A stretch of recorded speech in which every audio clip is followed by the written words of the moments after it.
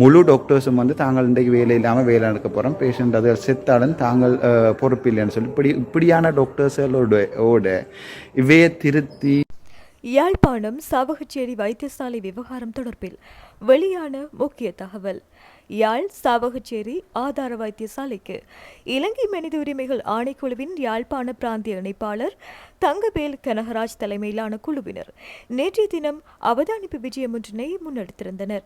இதன்படி பொதுமக்கள் தமக்கான சேவைகளை பெற்றுக்கொள்வதில் இடர்பாடுகளை சந்திப்பதாக அலுவலகத்திற்கு கிடைத்த தொலைபேசி முறைப்பாடுகளுக்கு அமைய குறித்த கள விஜயம் முன்னெடுக்கப்பட்டுள்ளதாக தெரியப்படுத்தப்பட்டுள்ளது.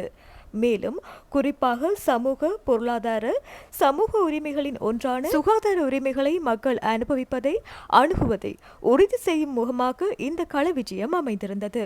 குறிப்பாக நேற்றைய தினம் விடுதிகளில் நோயாளர்கள் எவருக்கும் சிகிச்சை கொடுக்கப்படவில்லை என்பது தொடர்பில் கவனமானது செலுத்தப்பட்டது.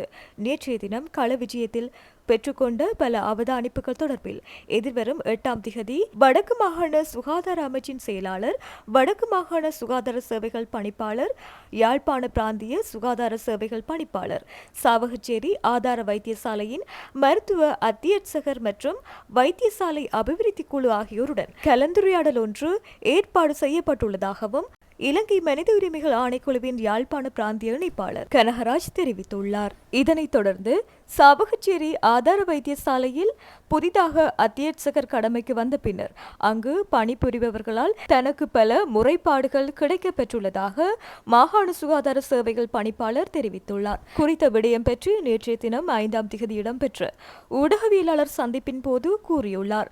இது தொடர்பில் அவர் மேலும் தெரிவிக்கையில், சாவகச்சேரி ஆதார வைத்தியசாலையில் நெருக்கடி நிலைமை ஏற்பட்டுள்ளது. வைத்தியசாலை அத்தியட்சகர் வைத்தியர் ஆர் அச்சுதன் கடந்த மாதம் 14ஆம் திகதி நியமிக்கப்பட்டார்.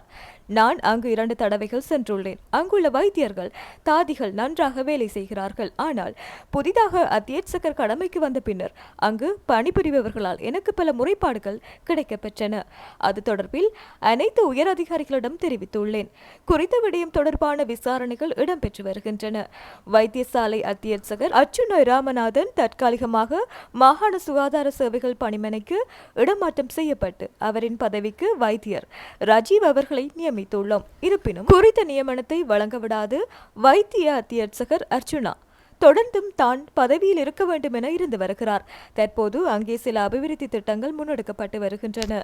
மின்புறப்பாக்கி ஊடாக வைத்தியசாலைகள் அபிவிருத்திக்கு மேற்கொள்வது தொடர்பான விடயங்கள் முன்னெடுக்கப்பட்டும் வருகின்றன. இருப்பினும் இவற்றை செய்யவிடாது குறித்த அத்தியட்சகர் முட்டுக்கட்டையாக இருந்து வருவதாகவும் வடக்கு மாகாண சுகாதார சேவைகள் பணிப்பாளர் ஊடகவியலாளர் சந்திப்பின் போது குற்றம் சுமத்தியுள்ளார்.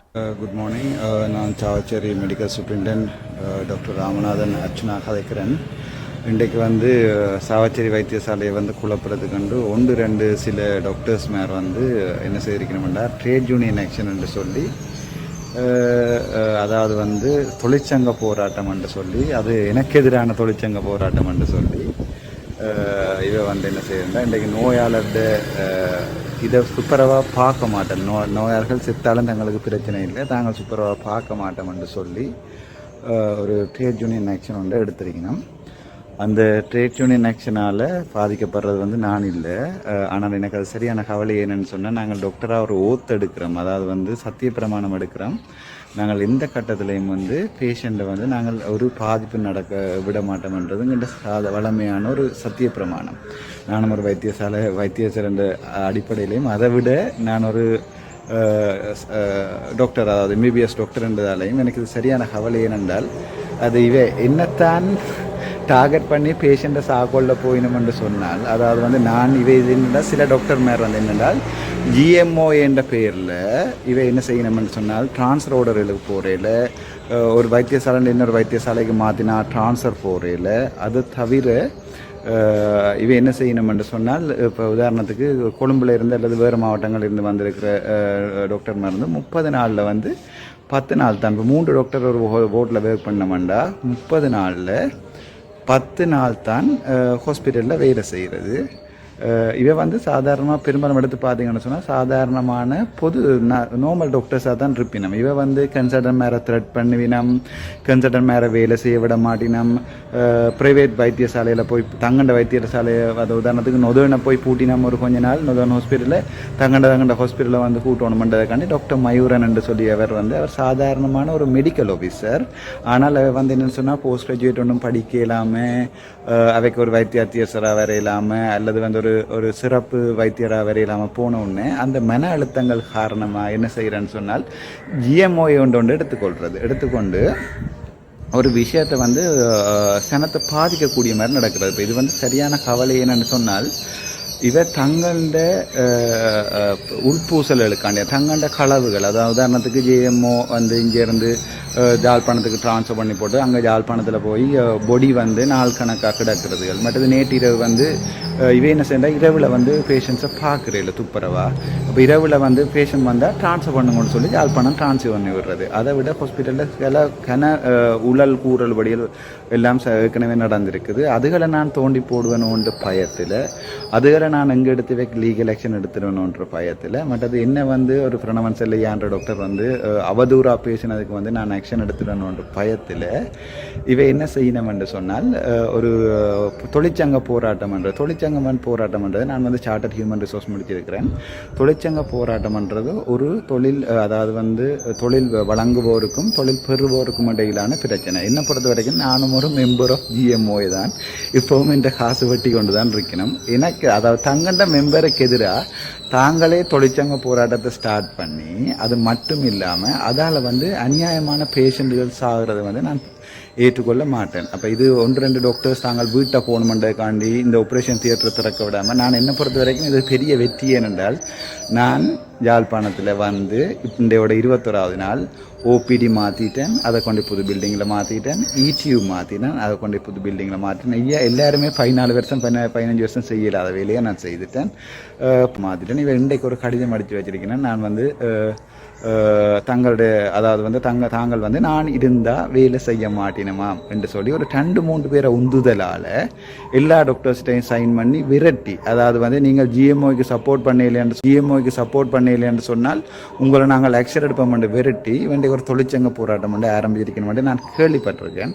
அப்படியான ஒரு சந்தர்ப்பத்தில் என்னால் ஒரு பேஷண்ட்டும் பாதிக்கப்படக்கூடாதுன்றால நான் திரும்பி போகிறது ரெடியாக இருக்கேன். நான் எனக்கு திருப்பி வாழ்க்கையில் வந்து யாழ்ப்பாணத்தில் வேலை செய்கிற ஒரு எண்ணம் எனக்கு இல்லை. நான் வரக்கூடாது தான் நினச்சேன். நான் அதுக்கு பிறகு என்ன பேர் கேட்டுக்கொண்டேனாங்க, இல்லை சாவச்சேரி ஹாஸ்பிட்டலில் வந்து நீங்கள் எப்படியாவது திருத்தோணும் என்று சொன்னதுக்காண்டி நான் வந்து ட்ரை பண்ணி பார்த்தேன்னா நான் சரியான கஷ்டம். ஏனென்றால் எங்கண்ட இதுக்குள்ள வந்து ஊடுருவி போயிருக்கேன் ஜிஎம்ஓ. இந்த ஜிஎம்ஓ என்றால தான் 2021-22 ஆண்டுகளில் வந்து அந்த என்ன சொல்கிறது ஆர்கானிக் ஃபர்டிலைசேஷன் என்ற ஒன்றை கொண்டு வந்து, அதாவது வந்து பசலையில் வந்து உரங்கள் பாய்க்கக்கூடாத ஒரு புது பாலிசியை கொண்டு வந்து எங்கள் நாடே தரையிட்டு போனது.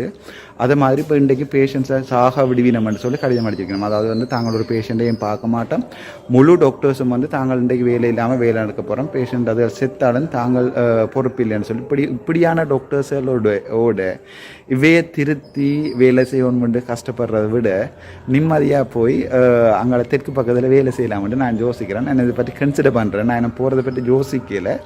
பட் பெரும்பாலும் என்னால் நான் இவைக்கு எடுக்கிற ஆக்ஷனால் வந்து இவை சனத்தை கொலை செய்வினம்னு சொன்னால் பொதுமக்களை குழந்தை பிள்ளைகளை உயிரோட விளையாடுவினமாக இருந்தால் நான் பெரும்பாலும் சாவச்சேரி ஹாஸ்பிட்டலில் விட்டு போய் நான் எந்த பர்சனல் முடிவில் இவையால் அனுப்பியலை நேற்று வந்து ட்ரை பண்ணி பார்த்தவ அடியாம்படியாண்டு வந்து பார்த்தேன். டாக்டர் மயூரதன் மற்றது மயூரன் டாக்டர் தர்ஷன் என்று சொல்லி ஒரு கொஞ்சம் பேர் இந்த யாழ்ப்பாணத்தையே கஷ்டப்படுத்தி எல்லா நோயாளர்களையும் பழி வாங்கி தங்களோட சகோதரங்களுக்கு வந்து பில்டிங் கட்டுறதற்குரிய கண்ட்ராக்ட்களை கொடுத்து டாக்டர் தர்ஷனன்றவர் பெண்பெற்றோ வேலை ஹாஸ்பிட்டலில் வேலைகிறார்.